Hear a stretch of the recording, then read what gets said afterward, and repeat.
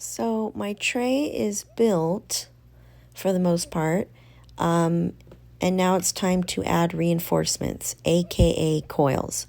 I've already taken the liberty of adding one coil to the left side of my tray. You can see evidence of the popsicle stick marks. And next, I'll be adding a second long coil on the opposite side, on the right side of the tray.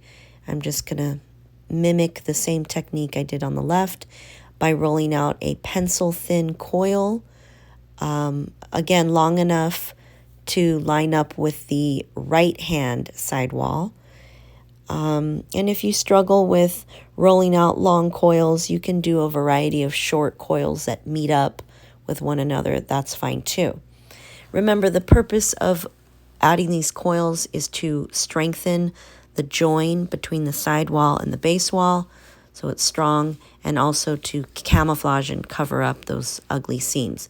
Now you're going to want to use your paper clip, which you can curve. As you saw a second ago, I bent mine on purpose so that I could score up that awkward corner as I'm doing right now. So that is the benefit of using a paper clip to score, in that you can bend the paper clip to suit your needs.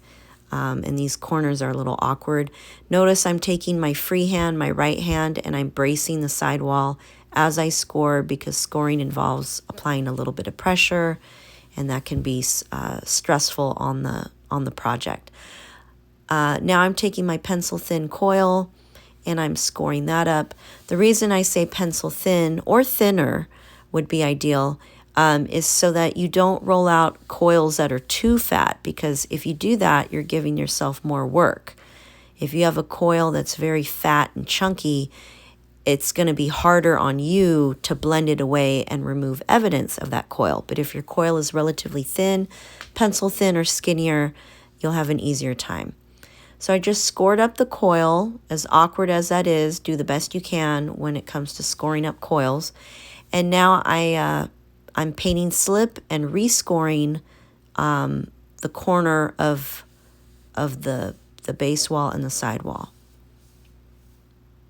And now it's a matter of placing the coil in there, positioning it, getting it into place, and then blending in a few minutes.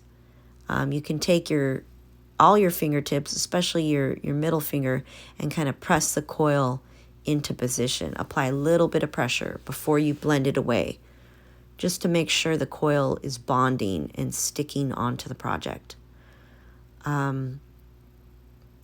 I like to do something else before I start blending. I like to take some watery slip and paint slip over the top of the coil and over the bottom of the coil, as you can see here. And that is helpful, again, in making sure the coil bonds with the project. And also, it'll make it easier when blending, as I'm doing right now.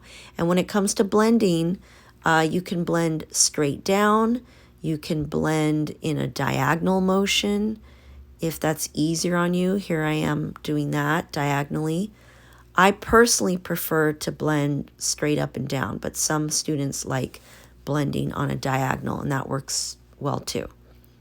So just go all the way around the top of the coil, or blend the bottom of the coil, and then we'll blend the top in just a second. But make sure you've fully blended the bottom of the coil completely. Maybe clean your popsicle stick at this point, because now you're going to shift gears and blend the top of the coil up towards the ceiling. Continue to brace the sidewall and offer support with your free hand. Please do not lift up your tray as I am doing. So do as I say, not as I do. I'm just doing that so you can get a good angle, a good view of what I'm doing here. So just blend that coil upward. Of course, this is going to look ugly because we're still in the building stage. Anytime you build, everything looks ugly. That is normal. Once this project has had time to set up for a few days, then we're going to smooth it and give it a full makeover. So just live with those popsicle stick marks for a few days, okay?